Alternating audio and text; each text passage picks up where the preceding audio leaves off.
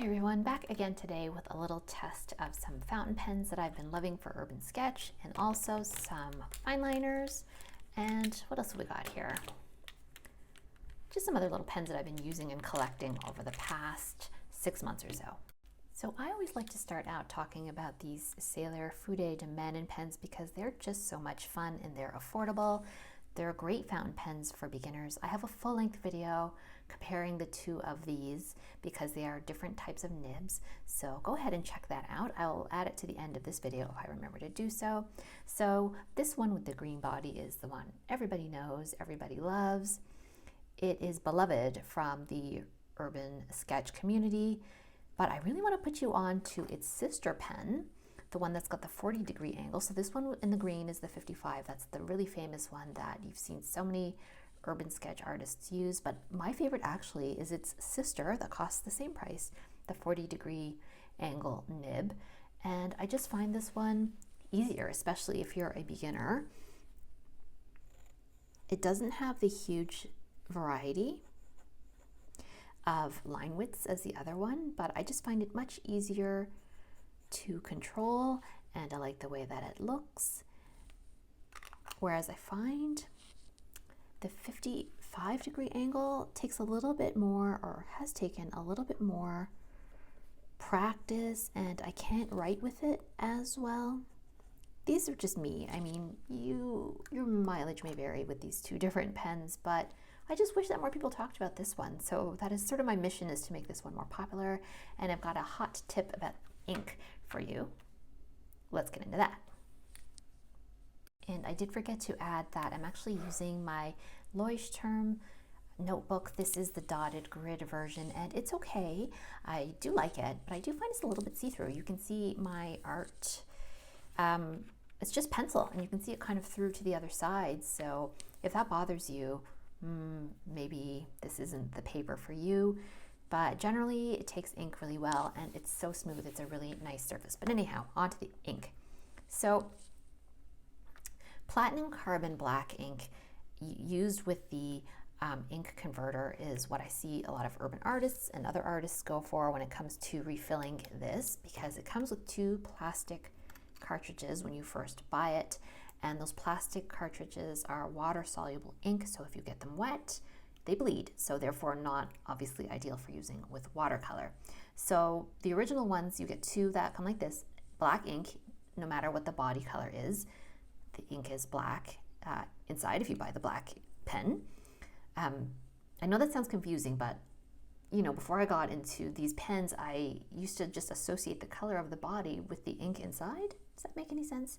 So anyway, when you run out of those, a lot of people just buy a bottle of ink and the converter for it, but people say that the converter leaves a bit of a mess, and I was looking for just maybe another solution because I don't want to have a big bottle of ink when I wasn't entirely sure about how I felt with these pens, and also I just felt like that was overkill. It wasn't what I needed. I wanted just little cartridges that could keep for a very, very long time in case I don't end up loving the pen, that I could give to somebody, etc., that don't dry out over the years. And I'm not saying a bottle necessarily does that, but I did discover that Sailor has this Kiwa Guro ink. So these are in fact waterproof inks, and they're just little cartridges. And you can actually, if you decide you do like them, some people just refill the cartridge using a syringe, like an inexpensive syringe you can just buy off Amazon or whatever. But I just like the idea that there's 12 of them in here. And so I can just refill these down the line. So this is waterproof ink, but that comes with a caveat, which is I've put them now because I used up the first cartridges of these of the water soluble. So I moved on to the waterproof. I hope you guys are following along. This is not getting too confusing, but it's not that waterproof. I did a test in here. Let me see if I can find it for you guys. That's also in that other video. Bear with me as I flip through a little bit. Yeah, so you'll see. So when you do use their waterproof ink, the proprietary one by Sailor, when you do use these ink cartridges, it's pretty waterproof, but it does bleed the teeniest bit. I just quickly put some watercolor over the top of these, and so you can see my little tests here of line quality. Look, the 40 got pretty wide lines, so just a bit of beware. Yes, it is waterproof, but it's not like the most waterproof, and it does need quite a bit of drying time to even become slightly waterproof, if that makes sense.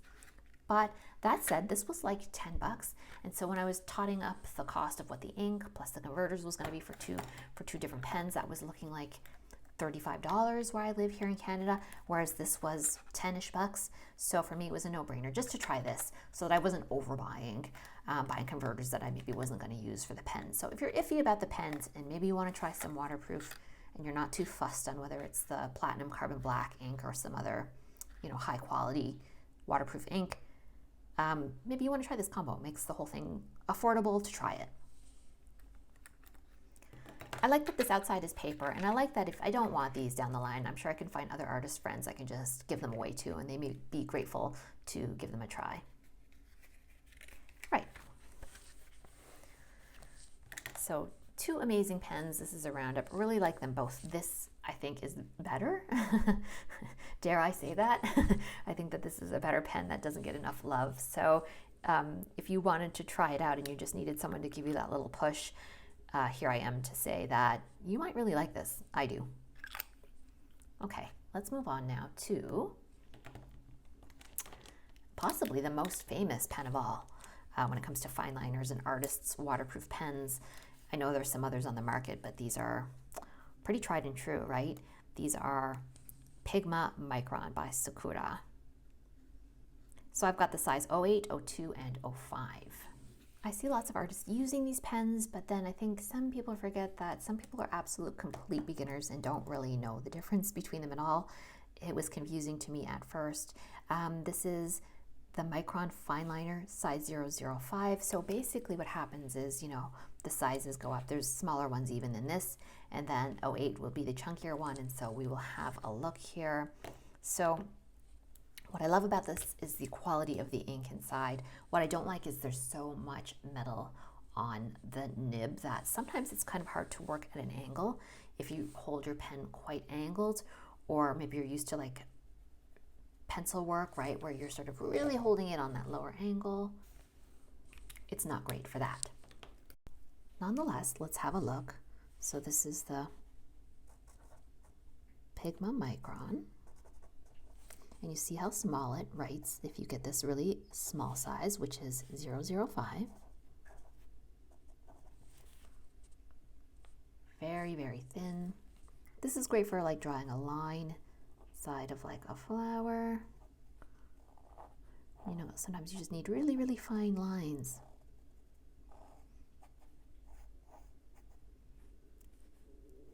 Let's draw one here like that. I'm going to move on now to the Pigma Micron 02. And so I find with these 3 sizes, I'm pretty well covered with the kind of stuff that I like to draw. It may vary for you, but this was a 3-pack that gave me a pretty broad variety of sizes. So here's the 02.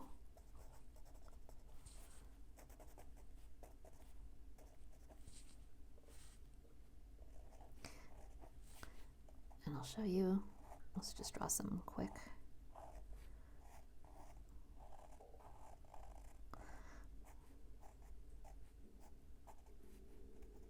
Right.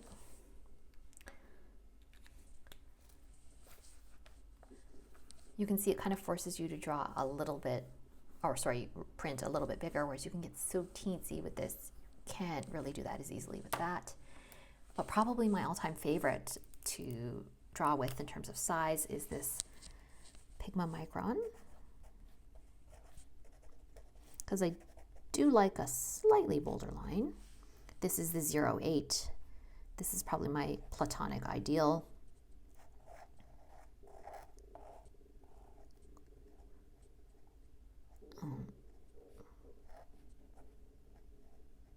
A quick little lily of the valley for you there. It's missing a whole bunch of little bulbs. Let's see. But yeah, you can't get in there that easily because it's a little on the thick side. I should have just drawn this larger. It's tiny. So I'm going to say, if I had to say how often I used things, this is how I would rank them in terms of how frequently I'm using these pens. This one is the one I use the most. Followed by, for what I like to do, this one, the 08. Probably followed by, I'm gonna be real here, probably this one, the 02. Then I like this 55-degree angle sealer pen. Then, you know, when I need to get in there with those fine lines, which I don't love to do. But if you do like to do that, this is a great pen for it. And then, well, we'll talk about these two because these are the two we haven't talked about. This is the one I use the least. This I used to love, and now, well, I'll show you. When I first got this Faber-Castell Pit Artist Pen fine liner, I thought it was transformative. I was like, where have you been all my life? I love this gray color. And I don't know. I was really hyped on this gray. Now I find it to be not bold enough. And this size is 0.3, which actually is a great size. And this is a funny color. It's warm gray 4273. So if you are very into this, I'm going to write this here, and then you can acquire one if that's what you wish to do. It's nice. It looks like pencil. So I really like that idea until I started using it a lot, and I thought, wait, I don't really actually want it to look like pencil. So let's carry on to one that a lot of urban artists love, and I'm pretty new to urban sketch, and that's this Sakura Jelly Roll in white, and they use it to draw a lot of white detail. So let me put down some ink because you won't see it because it's white, but when this dries, we'll be able to see. While I'm just waiting for that, I realized I didn't draw anything with this Pit Artist pen in the warm gray, so let's go for a leaf here.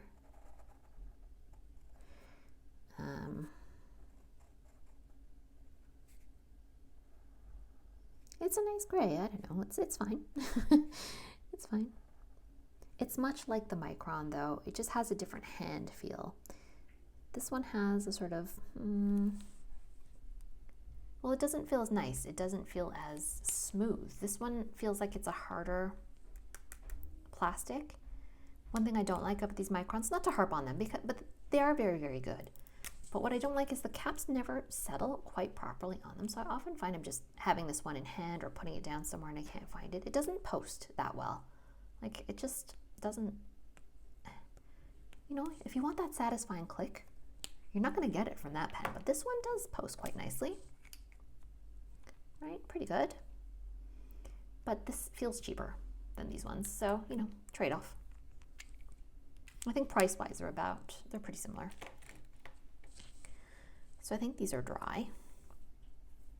Dry enough for us to test this Jelly Roll.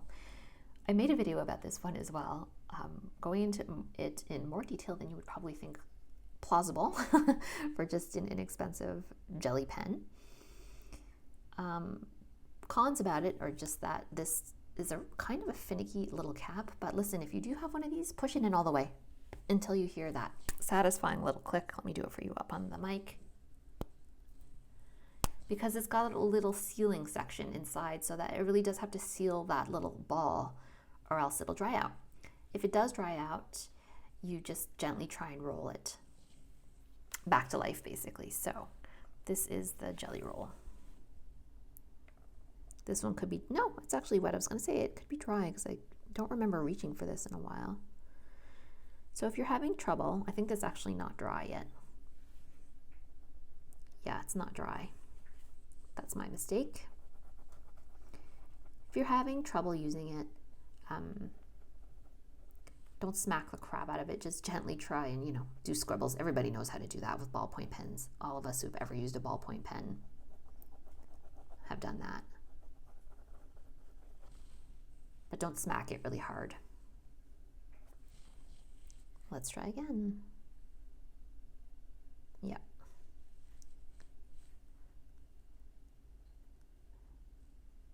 Isn't Jelly Roll the cutest name? So there it is, Jelly Roll in white. I don't use it very often. I'm just not at the point of my urban sketch practice where I'm using a lot of white. Maybe I'll get there one day. So what could we draw here? Let's go with leaves again.